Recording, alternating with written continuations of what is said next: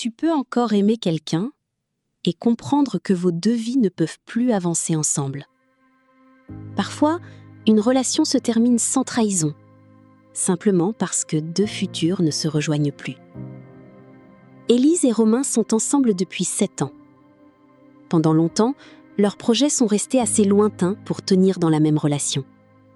Ils parlaient d'un appartement plus grand, de voyages, et peut-être un jour, d'un enfant. Puis ces possibilités deviennent des décisions. Après l'annonce de la grossesse de sa sœur, Élise dit à Romain qu'elle ne veut plus laisser la question des enfants dans un futur indéfini. Elle veut devenir mère et se rapprocher de sa famille. Romain reste silencieux. Il aime Élise, mais comprend qu'il ne désire pas cette vie.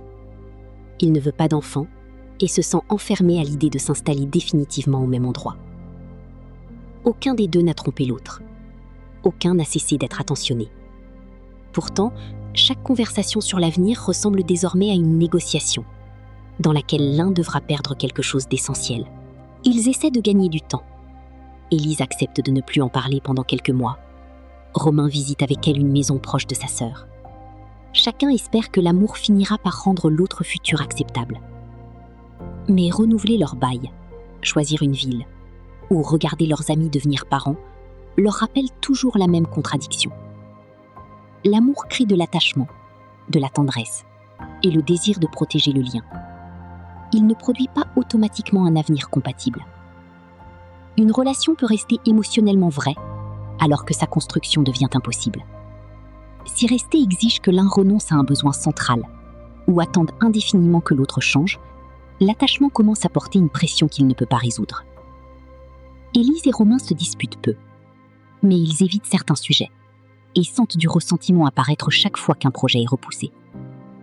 Un soir, Romain lui dit qu'il ne veut pas qu'elle découvre dans 5 ans qu'elle a attendu une vie qu'il ne pourra jamais lui offrir.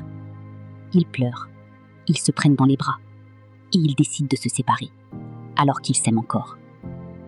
Toutes les différences ne rendent pas une relation impossible. Beaucoup se négocient et les besoins peuvent évoluer.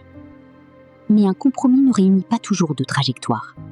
Parfois, il demande seulement à une personne de disparaître plus lentement dans la vie de l'autre. Une séparation ne prouve donc pas toujours que l'amour était faux. Elle peut reconnaître quelque chose de plus douloureux. On peut encore vouloir le bonheur de quelqu'un, sans pouvoir le construire dans la même direction que lui.